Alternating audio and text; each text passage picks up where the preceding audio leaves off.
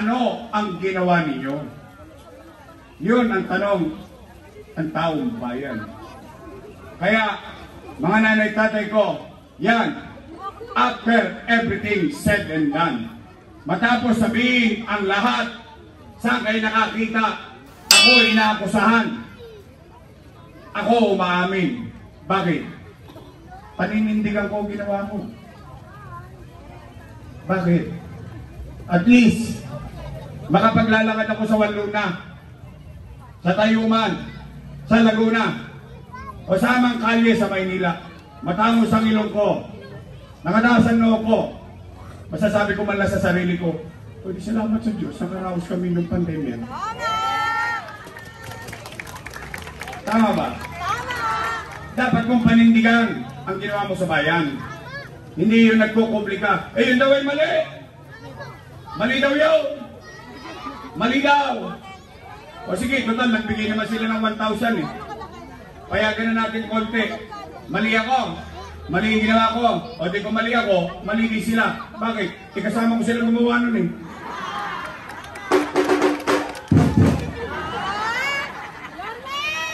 Tama ba? Sino bang vice mayor ko nun?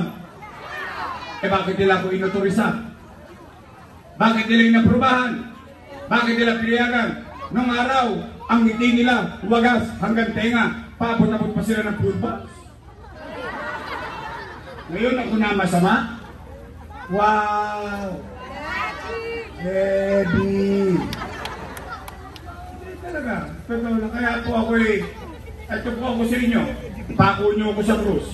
Pero at least, isa lang masasabi ko, isa nakaraos kami. Kaya pag nakita nyo sila, pag sinasabi nila lagi, utang dito, utang doon, utang dito, pwede ba ako makisuyo? Pasabi nyo naman sa kanila?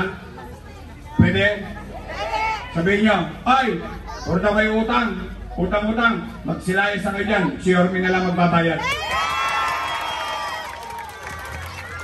Pwede? Yan ang tapat at totoo. Diba?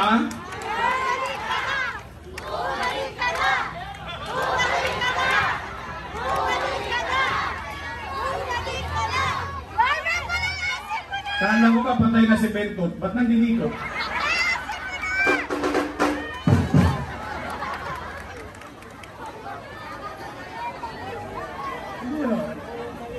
O nay, tay, mga lala't-lala ko, Kabatang Maynila. O, gusto niyo pa ba akong bumalik?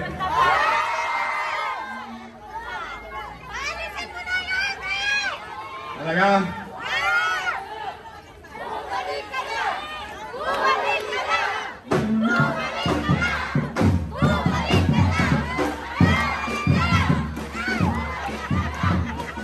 Napapasiro ko rin lang. O sige nga, tiyan mo ah. Nasa kamay na gusto ko bumalik? Really? Talaga? I love you. O sige, babalik na tayo. O Yorme, ano naman ang gagawin mo sa amin? Yun ang tanong ng taong bayan. Kasi kanina, yun yung may kwento na may kwenta. Pero yun yung nakaraan. Tama mali? Yorme, ano naman ang gagawin mo sa kinabukasan? Di ba dapat yun ang naririnig yun sa mga kandidato? Tama ba? Anong muna kong gagawin? Pero kayo sasagot. Kayo muna sasagot. Kasi marami na ako tinanong. Ilang araw na ang kampanya.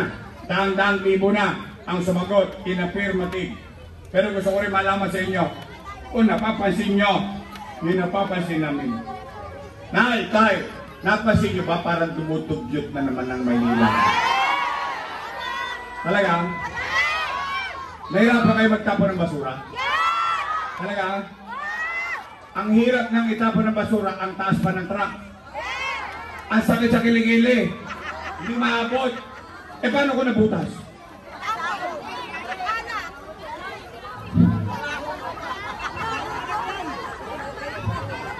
Eh maswerte kayo. Meron kayong plus. Kami nung araw, Sharon Cuneta. Ano yung Sharon Cuneta? Balutin mo ako.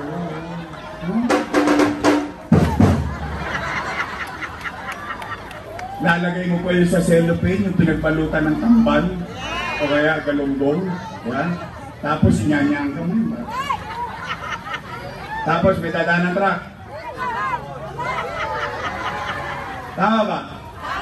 Kaya mga wepax namin, marami bakasyan ng nakaraan. Puro wasiwas yan. Hindi, pero talagang gano'n ang buhay. Oh, Nay, Tay. Oh, kayawa Diyos, sa tulong ninyo nakabalik tayo. Ang una kong gagawin, ipabalik ko ulit ang kaaliwasan at malinis na lungsod ng Maynila.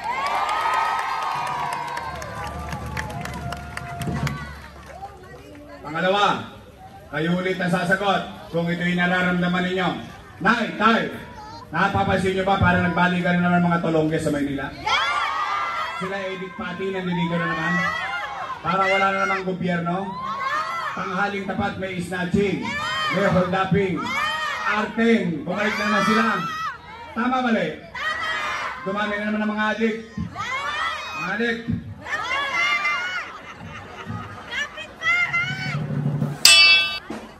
Bago na kayo.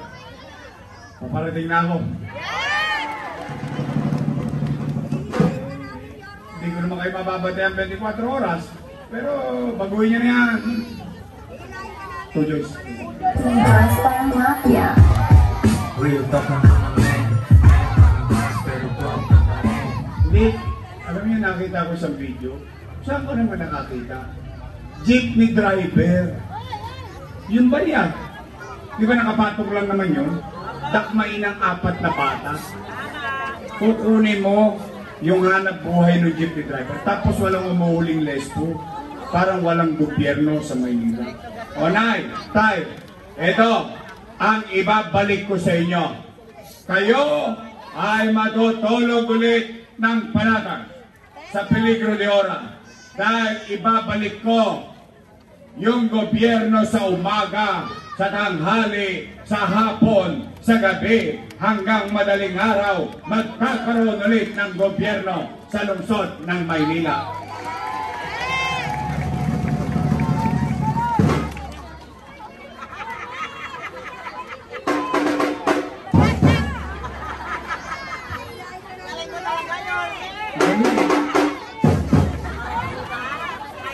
Palista mo nga lang. Pangatlo kong gagawin, ibabalik ko na lang yung ginawa ko dati. Ano yun? MBN. Minimum Basic Needs. Ano yun? Housing, education, healthcare, jobs. Apat na pangunahing pangangailangan ng tao para tumaas ang antas ng pamumuhay niya. Nay, Tay, hindi ko kayo mapapayaman. In fact, walang gobyerno. Anumang uri yan, republikano, demokratiko, monarkiya, kahit ano pang gobyerno yan, hindi yan mapapayaman ng tao. Pero ang gobyerno, kahit anong uri ng gobyerno, kayang pataasin ang antas ng pamumuhay ng tao. Siya'y may masisilungan, kasiguruhan.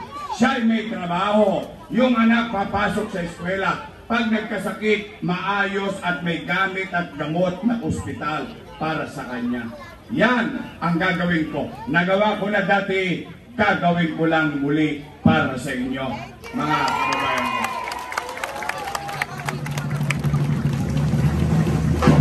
Katulad ng mga palupa. Dito, 158. Kayo ba yun? May nangaangkin. Sila daw bumili noon. O tingnan nyo kung sino nagbayad noon. Kung kailan binayaran nyo. Ang dami nangaangkin ngayon. Totoo lang. Pero ako naman, naniniwala ko, kahit bigyan pa kayo ng AX, kahit bigyan pa kayo ng tupad, kahit paakap-akap pa pag may eleksyon, kalabat kanan ang akap, akap dito, akap doon sa tennis court. Naniniwala naman ako matalino kayo. Tanggapin nyo lang ng tanggapin, laman tiyan din yan. Oh, Nay, ano bang gagawin ko? Wala na, uwi na. Opo. Magastos yung 4. Yung 2 kong unang gagawin, walang tosgas yun. Kailangan lang masipag ang mayor. Kailangan lang nag-iikot ang mayor. Kailangan lang may malasakit ang mayor. Kailangan lang yung mayor nagbibigay ng oras. Lilinis, papanatag ang pamumuhay sa Maynila. Pamahay, edukasyon, kalusugan at trabaho. Aangat ang katayuan ng mamamayan sa lungsod ng Maynila.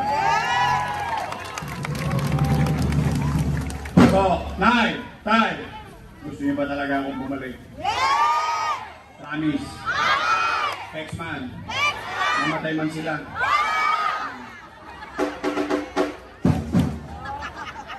Ngayon naman, makikisuyo ako sa inyo.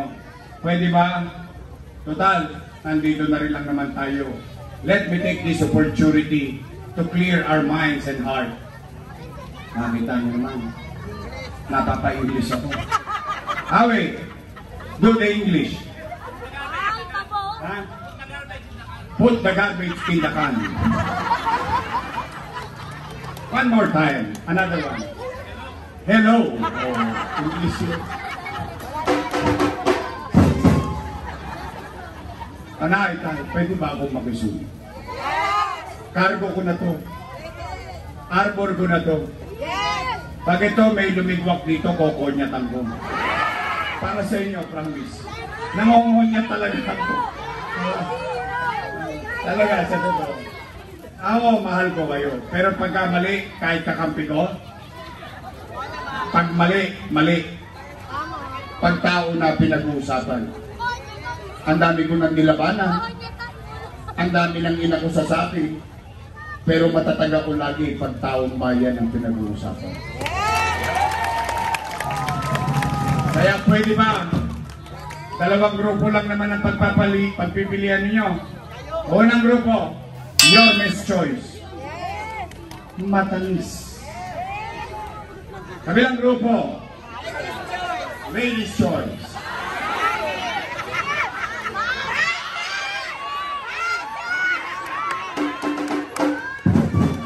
Ayaw may sabi dyan.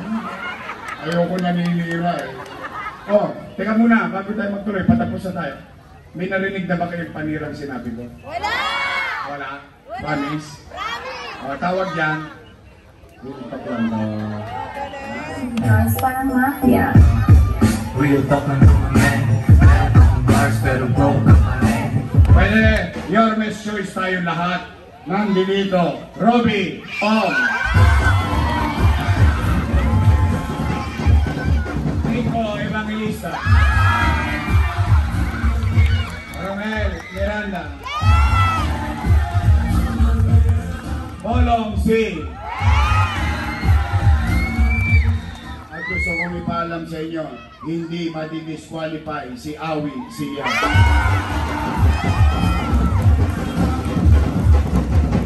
At ang aking kabats, ang laging nangongona.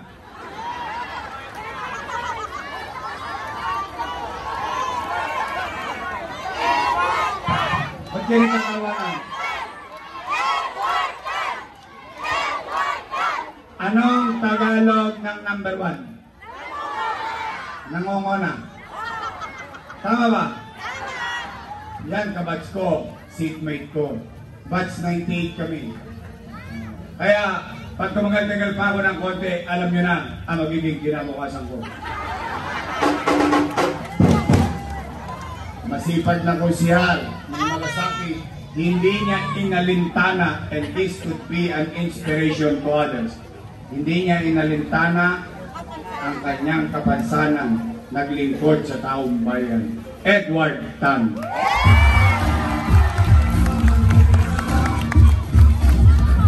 Shoutout ha, hindi ko pa binanggit yung allowance ng solo parent, PWD, naalala niyo yun? First time yung nangyari sa Maynila, di ba? O yung allowance sa mga senior ko, di ba first time nangyari yun?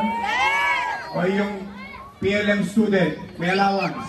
UDN student, may allowance. K-12, may allowance. Greening yun. Nakaraos tayo. Hindi ko pa pinapangkit. Talaga? Delay? Hindi, may repose yun.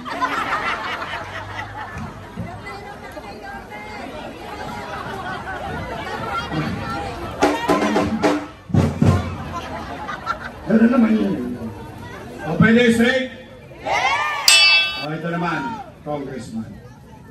District 2, maraming salamat sa inyo. Bumoto kayo ng Congressman para tulungan ang District 1. I love you, District 2. Bakit? Ang bawat Congressman nire-representa ang kanya-kanyang distrito.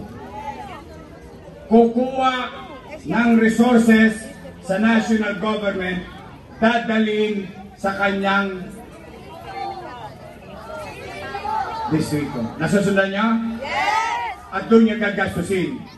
Pero si Bentot, ginastos ang pera niyo sa District 1. Thank you very much. Nagpatayo para makasipsip lang sa amo niya. Nagpatayo ng eskwelahan doon sa Bitas sa District 1. Sa tabi ng Sabungan. At katabi ay Katayan. Para habang nag-aaral ang inyong mga anak, sinusugal lang kanilang kinabukasan at sila'y kinakatay unti-unti. But then again, thank you very much. But this time, you should know. You deserve better. Pera niyo yun. Pera niyo yun. Kami, maswerte lang. Kaya nga nagpasalamat ako eh. Dalawa na congressman namin eh. Yung taga-district 2, taga-district 1 congressman na rin. Thank you very much. Pero mali yun. Sa totoo lang, you deserve better. Total, ako naman, natulungan ko na sila. Tumigas ang leg nila. Wala akong magagawa. Okay lang yun. Wala naman sinilan ng utang na loob eh. Okay lang ako, nakamubo na ako sa buhay. Parang syota lang yan. Kaya walay kayo, hanap ka ng bago. Tama mali? Tama ba? Nakamubo ba kayo? Hindi ba? Nakaraos. Sumaya kayo sa partner nyo ngayon. Sumaya kayo sa asawa ninyo ngayon. Pakita ninyo. O gano'n lang din ang buhay. Kaya, nandiyan na yan. Let's move on. Ibalik natin sa Kongreso si Carlo Lopez.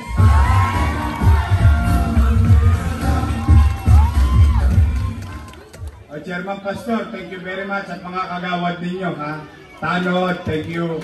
Chairman Rodriguez, thank you very much mga kagawad Tanod. At ang aking Vice Mayor, may asin pa. Mukha lang mo siya 19. Naintindihan yung tako rin sa buyan. Siya po ay graduate ng political science. So she knows. She knows the job. She knows how the government functions. Siya ay graduate ng Lasal. Wow! Yayaman yun. Pero dahil ko siya. Ako'y graduate ng Ateneo. Magkaklase kami ni Awi at ni Robby. Parang ayaw nyo naman. Hindi ba kami mukhang mga Atenista?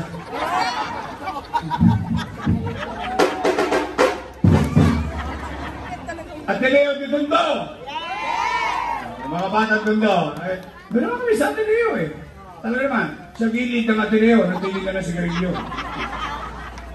Nay, tay, siya ay aral sa kanyang ama being presiding officer of the Sangguniang Panglungsod.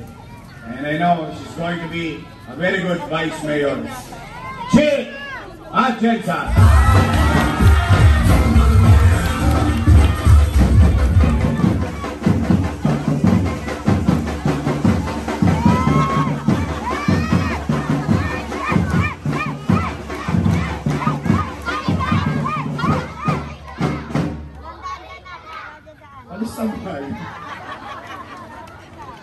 Thank you, Maria. Thank you.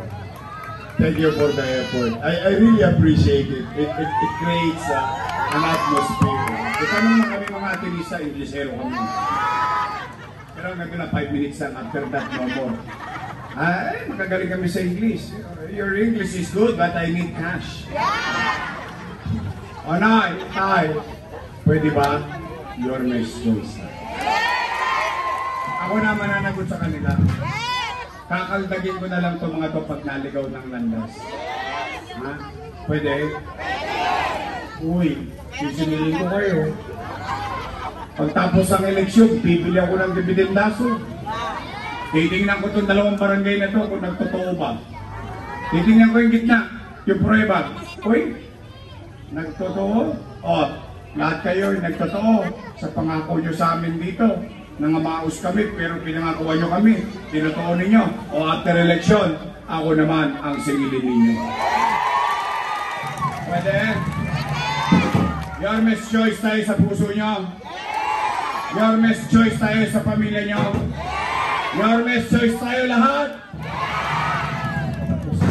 Magandang gabi. Maraming salamat sa bawat isa sa inyo.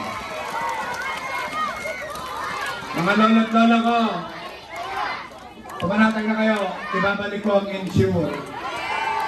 Ibabalik ko yung vitamin C, yung black rice, brown rice, at saka yung allowance. Yung mga botante, hindi botante, may sakit o wala.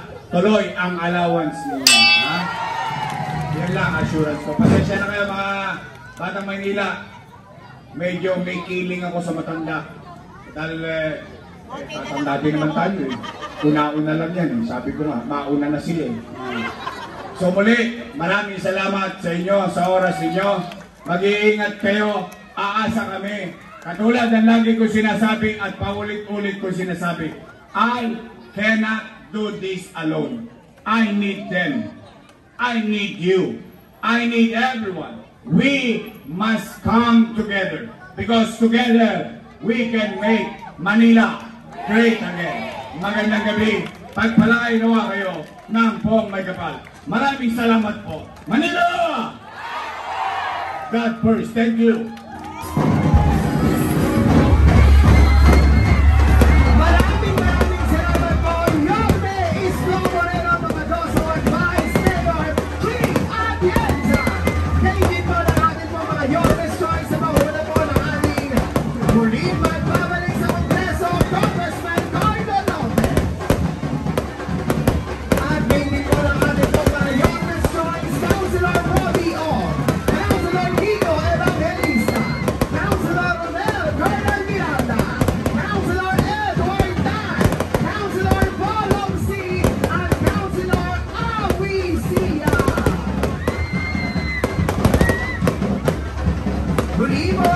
Maraming salamat po sa lahat po ng ating pong mga nakasama ngayong gabi. Chairman Pastor De Leon ng Barangay 153, Chairman Boy Rodriguez sa Barangay 152. Maraming salamat po sa inyo pong pagbibigay at pagkakataon na makasama po namin kayo. Lalo tigit po ang lahat po ng ating mga minamahal